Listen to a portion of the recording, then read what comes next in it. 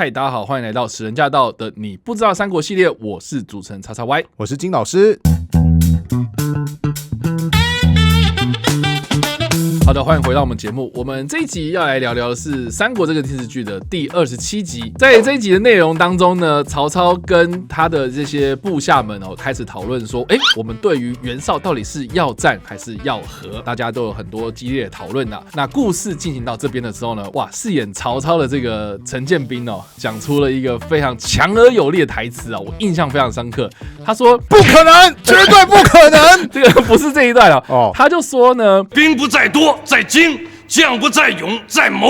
比将士多寡，我永远比不上袁绍，可是要比精悍跟智谋啊，三个袁本初绑一块也比不上我一个曹操。好霸气的一句话，就是代表说他心意已决，他就是要跟袁绍展开一场决战那在史实当中呢，这场决战就叫做官渡之战。那在我们进入谈论战争的过程之前呢，请金老师帮我们介绍一下，就是官渡之战的战前，曹操跟袁绍双方到底做了哪些准备，还有这场战争的时空背景到底是什么样一回事咯。好，官渡算是一个决战嘛。其实，在官渡大战爆发之前，曹操跟袁绍已经有发生很多次的遭遇战了，比方说就是让关羽一战封神的白马之战 ，OK， 或者是后来史实当中文丑战死的延津之战。那像什么白马、延津在哪边？其实都是在黄河边的一些城市。那你再仔细看的话，它在黄河的哪边呢？南边。因为袁绍跟曹操大致就是以黄河为界，河北袁绍嘛，所以袁绍在北方。那曹操他主要是在黄河的南边。那我们现在所熟悉的什么白马延津乃至官渡，都在中国河南省这个地方。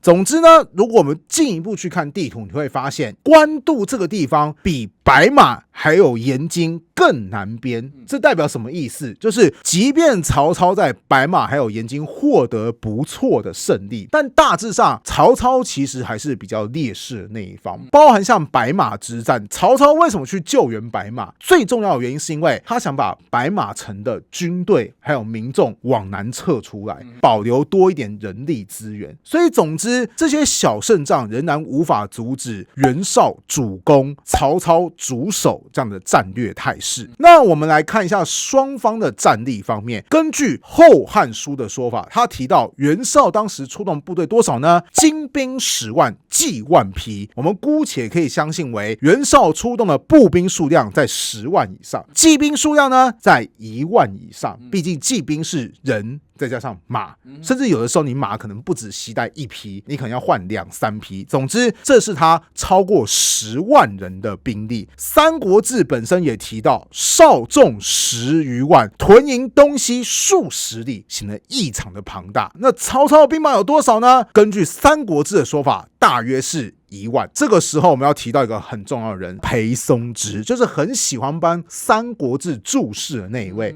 他后来就提出说，这有问题吧？这曹操的兵马不可能那么少。我们先提早曝光一下，我要爆雷就是后来官渡之战，曹操打赢了，耶！想象不到吧？不好意思我爆雷了哈。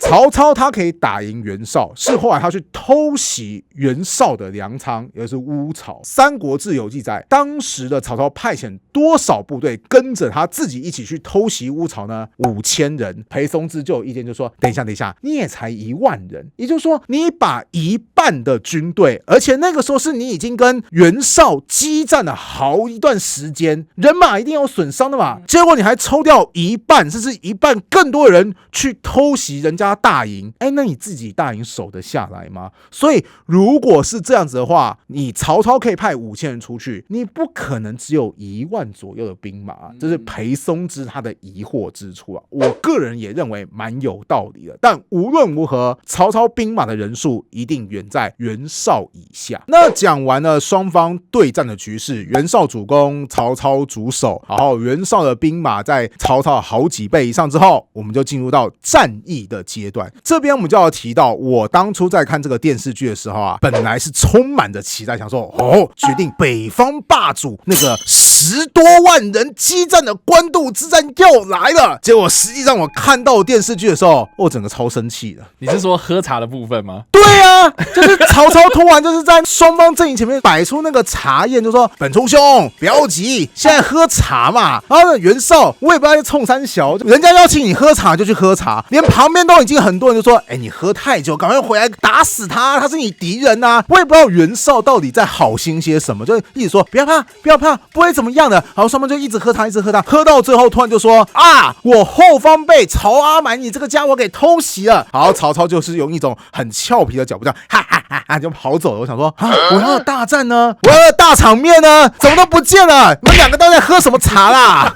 是不是曹操因为他意识到自己的兵力比较少，所以他必须用一些谋略？在这个电视剧里面有描述说，他派了谁谁谁，然后去偷袭后方，是需要时间嘛，所以他有点在拖延战术这样子的方式啊。你要这样讲，我可以接受，就是的确在官渡之战的时候，双方都有派遣部队去偷袭对方的后方，这其实是战术运用上很基本的一个操作，我可以理解。甚至你要说我要拖延时间，你拖延就拖延嘛，用喝茶来拖延不行啊！这部电视剧当中袁绍太智障了哈。当你把一个敌人描写的这么智障的时候，不会让人觉得说哦曹操好猛，你只会觉得说哎。这个打赢是应该的，没错，对，难怪曹操会说3个原本出绑一块也比不上我一个曹总，因为袁绍真的太蠢了，对，这真的是没有办法。总之，双方首先在官渡发生了遭遇战。那刚刚有说嘛，袁绍远比曹操的人数多，所以一定是曹操交战不利。好了，你是曹操，你发现哇，打野战打不过怎么办？你信不信我打你？那就用一些骑兵啊，用一些比较快速的方式去强攻他嘛。好，这也是一种方法，因为后来曹操也的确这么做了。但是你要注意哦，你要派出部队之前，你要先确保你自身的安全啊，对不对？也对啦，就是如果我的大营不保的话，其实说再多也没用。对，所以其实曹操他做了一个很必要的手段，就是我在野战打不赢怎么办？那我就防守咯。于是曹操就撤回到他的军营去。那袁绍就发现，我现在就只差最后一步，就是我能够攻破曹操的大营，我就获胜了。对，那当然就是加强攻势啊。袁绍怎么加强攻势呢？首先，袁绍先建高弩。什么叫高弩？就是高塔，派人上去射箭，居高临下，对，然后就可以这样子对你进行射箭好攻击嘛，视野开阔嘛，对不对？是。那这样子一直被射的结果哈，曹操的军队也的确很受到困扰，就是哇天哪，那个箭如雨下，搞得平常走路的时候都要随身携带一个盾挡在自己的头上，这样去做掩护，不行啊，太被动啊，人家万一再进一步抢攻该怎么办？所以当时曹操想到的方式就是，好，你有高科技武器，我也有高科技武器。三国志记载，这个高科技武器叫做霹雳车。其实所谓霹雳车是什么？就是改良版的投石车。OK， 只是它威力变大了。那霹雳就是闪电劈下来叫霹雳嘛，对不对？意思就是说，这个炮车它投掷出来的武器的攻击能力，媲美闪电打下来一样，所以叫做霹雳车。大概可以想象，就是你的射程变得更远，或者说你可以投掷的实弹重量更重，所以威力更强大，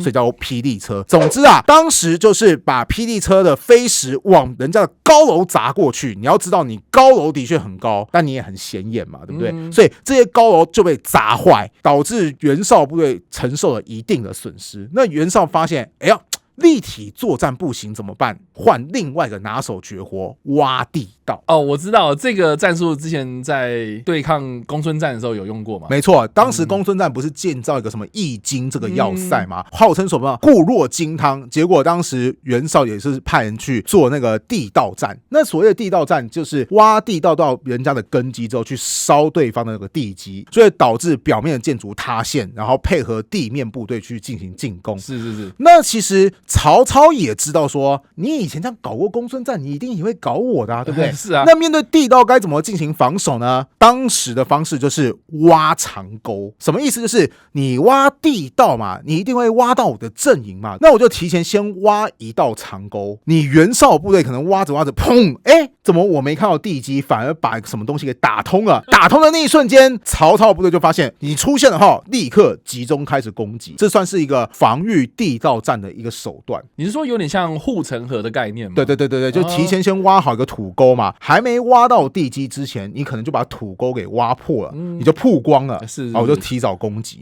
顺带一提啊，我最近在研究太平天国的战史。太平天国攻打清朝城市的时候，也很喜欢挖那个地道。清朝部队就会做怎么样？就是当你每次挖通那个地道的时候，他要提前先知道你的方向，你一挖通，他们就立刻用炸药去炸回去，导致当时太平军死伤惨重。所以其实地道这个东西，它如果挖成功了，的确有奇效，但是它的最大的风险是什么？就是人员很被动啊，因为我就塞在那个空间嘛，我就只能往前挖嘛。是前面一旦发生什么问题，我连撤回去的机会都没有，所以袁绍又蒙受了一部分的损失。总之啊，不管是高空往下攻击失败，从地面以下发动攻势也失败，渐渐的，曹操跟袁绍就变成对峙的关系，一个不断的进攻，但打不进去，另外一个被动的防守。但是曹操还是有很积极的派遣一些部队去攻打袁绍的后方，毕竟军队人数再多，你也得吃粮食嘛，对不对？如果能够烧掉对方的粮食，就有机会分散袁绍的注意力。这就是官渡之战的前半段。袁绍虽然暂时没能够彻底击败曹操，但是占尽了上风，而曹操只能苦撑待变。我这样子一系列讲下来，你觉得如果把这段还原拍成电视剧，你感觉如何呢？不管是高楼射箭或是挖地道，我相信应该都有很好的处理，而不是喝茶啦。对嘛，你喝什么茶嘛，对不对？真的还太敷衍太生气了，不行。对啊，那可是演到这边，其实喝完茶之后就有还蛮多的战争场面啊，包括有些骑兵啊、步兵啊，甚至还有战车嘛，那至少还有一些战争场面啊，不知道金老师怎么讲？你不要说那战车，我真的太不行，我太生气了哈。战车也不行吗？我可以理解他在电视剧当中，他可以呈现比较大的气势，因为骑兵就是一匹马加一个人嘛，对不对？那战车它就是有加上好几个人站在上面嘛。可问题是，战车这是什么样的武器？它其实是流行在春秋时代，就是东周时代的一个武器。那个时候就是战车上面会站着3个人。顺带一提，能够搭上战车的都是东周时代的贵族。他们是从小就接受武术、军事专门的训练。现在不是有讲那个6艺吗？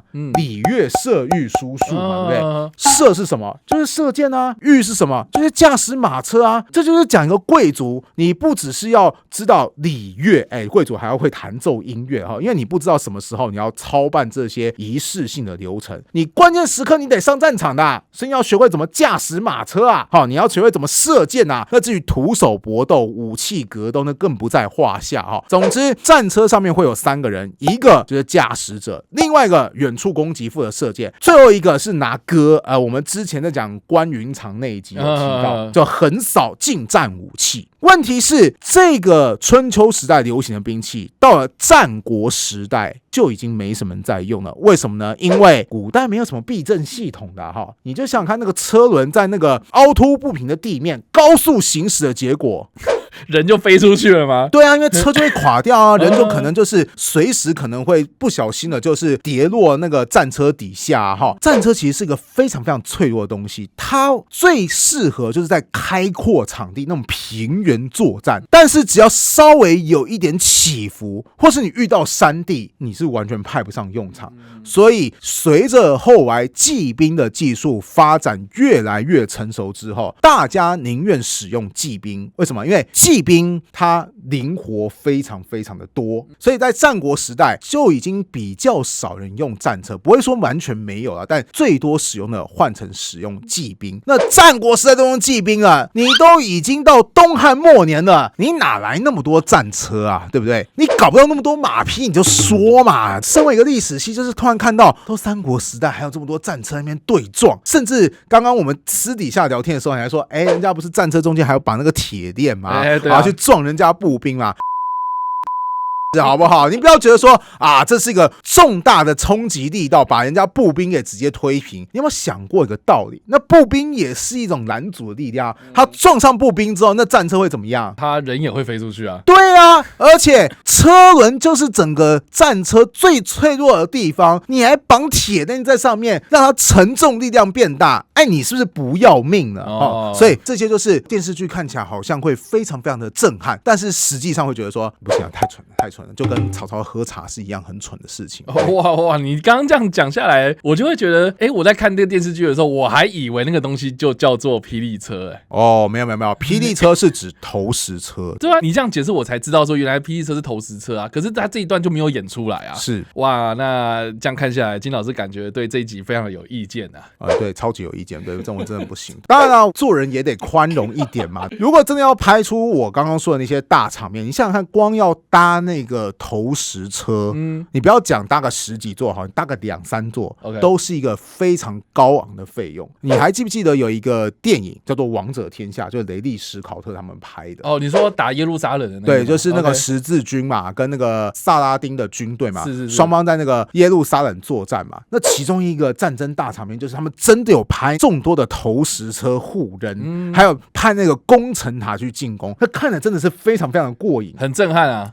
对，好，我们甚至还有在那个幕后特辑说，我们是如何还原出来，我们请了历史的考证者，我们花了多少的建材，以及这过程当中还真的有发生过意外，比方说不小心被火烧掉，所以承受一些损失。你想想看，这是多么大的耗费跟场面，这都是钱啊，对，经费在燃烧啊。当然了，我相信三国它已经是一个成本蛮高的电视剧了，但是它有没有这么高的成本可以去为了一场戏就还原这么多昂贵的道具？我知道你有你的困难，对，其实我这个人是愿意宽容的。还有以前就是有拍过《三国演义》，很多人会说我好怀念那个战争大场面哦，因为那真的是几千人拍出来那种混战画面。是，但是我去搜寻资料才发现说，第一个，那都几十年前嘛，那个时候中国大陆的人力怎么样？便宜嘛。OK， 对，这是第一点。再来，当时甚至有出动解放军协助进行拍摄，所以人力完全不是问题。这也是老版的《三国演义》它的魅力所在，就是因为它有它的时代的红利存在，所以你真的可以拍出实体的人形格斗大场面。但是换到我们现在，当然我们都知道对岸的人力也一定还是比我们台湾便宜嘛，是，可是